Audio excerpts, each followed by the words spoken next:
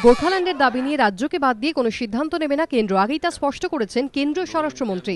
শুক্রবার সুশীল কুমার সিন্ধে কার্যত বুঝিয়ে দিলেন তেলেঙ্গানা হলেও আপাতত গোর্খাল্যান্ড নিয়ে কোনো ভাবনাই নেই ইউপিএ সরকারের। 2 মাস আগে কংগ্রেস ওয়ার্কিং কমিটি পৃথক তেলেঙ্গানা রাজ্যের প্রস্তাবে সবুজ সংকেত দেওয়ার পরই পাহাড়ে ফের অশান্তি শুরু হয়।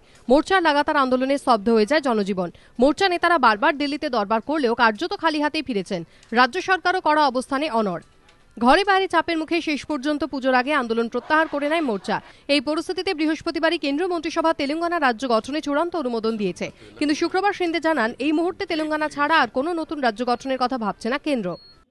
What about Gorkhaland and Bodoland? They are saying if you can give Telangana, why can't you give us our land? Now you see we have considered Telangana nothing more than this. যদিও এদিন পৃথক রাজ্যের দাবিতে গোর্খা জনমুক্তি মোর্চার পাশেই দাঁড়িয়েছেন দার্জিলিং এর BJP সাংসদ যশবন্ত সিংহ। मुझे विश्वास है कि दार्जिलिंग की आवाज जरूर सुनी जाएगी।